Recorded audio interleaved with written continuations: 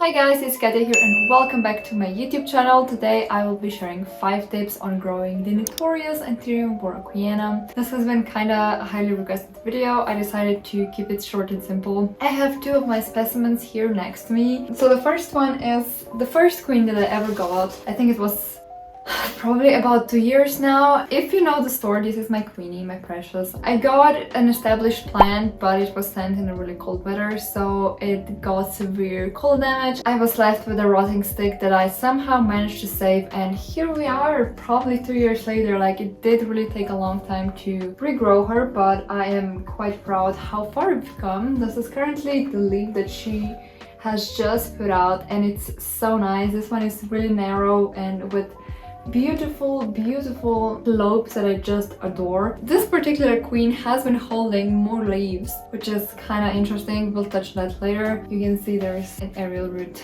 And the second one is my OG mama, which has taken a little step back, but nonetheless it has just pushed out a new leaf, which, as you can see, it is still kind of floppy and it hasn't gotten that dark color, so it's still somewhat in process of hardening. I have propagated this queen, so this is why the leaf is smaller than it used to be. She had way bigger leaves, but it needed a restart. So this is my other one. I did also have another big queen, but I ended up selling that one, which has been selling for quite a long time until somebody finally bought it because of these issues. Also, another shout out to Tropics Narcotics for making an amazing merch. Hopefully you can see. Because the green witch that I am. So now moving to the tips. The first tip that I want to really emphasize is get yourself a healthy plant. Queens, in my experience, are not fussy unless you get some wet sticks, some rotting wet sticks, some rehab, because when queens are in such state, they can be really temperamental. It can be a lot for someone who's not really experienced with anthuriums. They're not as scary as everyone makes them out to be. I don't know why there is such stigma around them. I personally really didn't have any issues with them. Come on, breathe.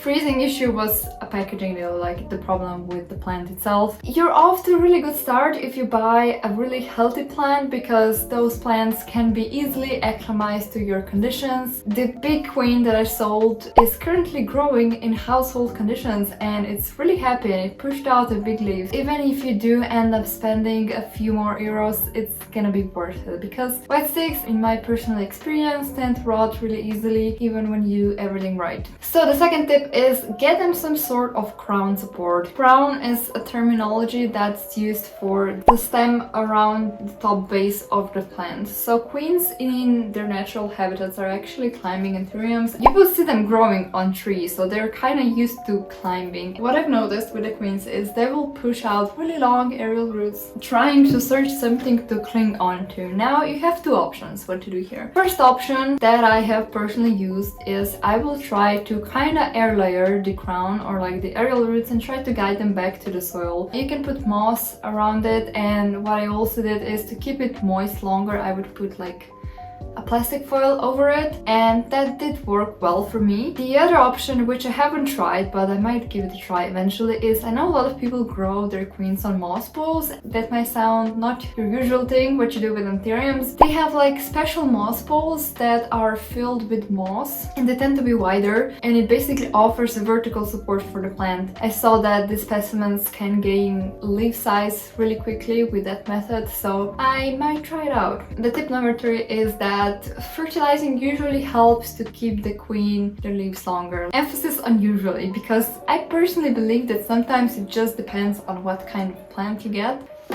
The comparison between the 2, one has currently holding 4 leaves and I've just cut 1 off. This one has been, it always had 3 leaves tops, while the older leaf was already yellowing. They have the same fertilizing. I know some people also just can't get queens to hold more than 1 leaf or few leaves at a time, so I don't think you should be too worried about that. I don't have a definitive answer for you here, but in my experience or in my belief, if you are supplementing it with more than enough nutrients, it will be in plant's best interest interest to keep the leaves and not, you know, sabotage them for nutrients so they can push out a new leaf. Now, in terms of where to keep your queens, I don't think they deserve really any special care in terms of light and temperature and humidity. Again, as any anthurium, it will thrive in higher humidity, that's a fact. But if you're trying to adjust your anthuriums to room humidity, I personally wouldn't start with a queen. Like, try with something, I don't know, crystallina, magnificum, fregetia, you know, those easy ones, and then move to the queen. As I mentioned, the one that I've sold is really happy in its new home, so it can be done, but you might have to do more checks on the humidity and how moist the soil is and all of that. I keep both of them in my grow tent. They get similar amounts of light intensity. They're sitting on topper parts of the grow tent,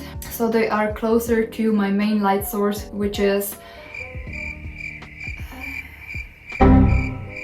Arcadia Jungle Dawn. I think it has 36 watts. I do have it shaded just because when it was unshaded it was really freaking bright. I find that they don't really like to be particularly blasted with the light. They kind of prefer a little more shaded area. For this soil mix, use whatever you're using with your anthuriums. They aren't that special. You might have more issues with edema that I have noticed, especially on the smaller one. So if you see edema, maybe try to cut down a little bit on the watering or check if your media is simply holding too much water. And then the last tip, which is not really a tip, but they're not as scary as everyone makes them out to be, like truly. I've had way more issues with other plants, some pups for example, which is, I can't get one specific pup to grow while these queens are just there, you know, thriving on their own. So if you are intimidated with what internet says, sometimes don't listen to it. If you have been growing anthuriums for a while, you'll mostly be fine if you get a healthy plant. Yellowing leaves and spots and dots and bruises and all that's normal, and people still forget that they are living beings. They're not some subjects that will, you just put it on a shelf and it will be pretty there for you forever. That's not how it works. So